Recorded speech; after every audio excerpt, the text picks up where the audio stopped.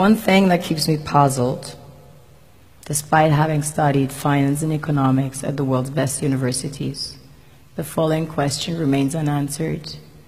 Why is it that 5,000 units of our currency is worth 1 unit of your currency, where we are the ones with the actual gold reserves?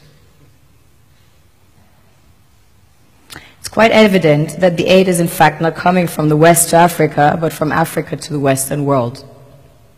The Western world depends on Africa in every possible way, since alternative resources are scarce out here. So how does the West ensure that the free aid keeps coming? By systematically destabilizing the wealthiest African nations and their systems, and all that backed by huge PR campaigns, leaving the entire world under the impression that Africa is poor and dying and merely surviving on the mercy of the West.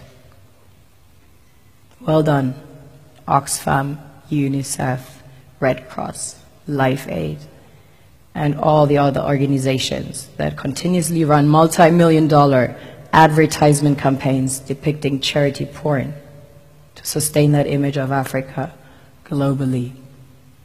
Ad campaigns paid for by innocent people under the impression to help with their donations.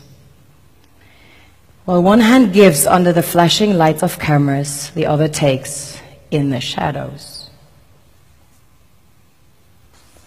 We all know the dollar is worthless, while the euro is merely charged with German intellect and technology, and maybe some Italian pasta.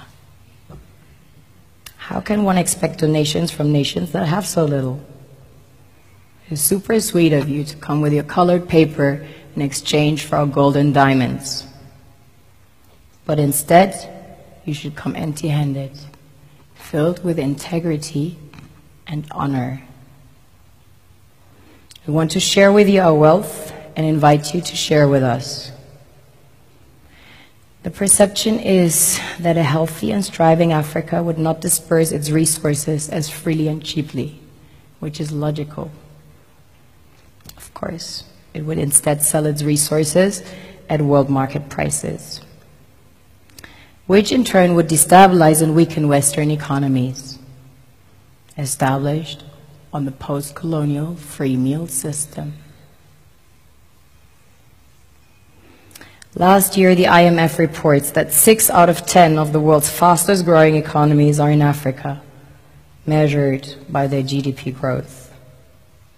The French Treasury, for example, is receiving about $500 billion year in, year out, in foreign exchange reserves from African countries based on colonial debt they forced them to pay. Former French President Jacques Chirac stated in an interview recently that we have to be honest and acknowledge that a big part of the money in our banks comes precisely from the exploitation of the African continent. In 2008, he stated that without Africa, France will slide down in the rank of a third world power. This is what happens in the human world, the world we have created. Have you ever wondered how things work in nature? One would assume that in evolution the fittest survives.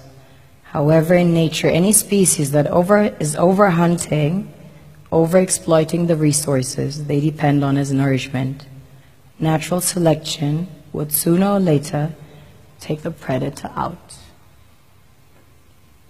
because it offsets the balance.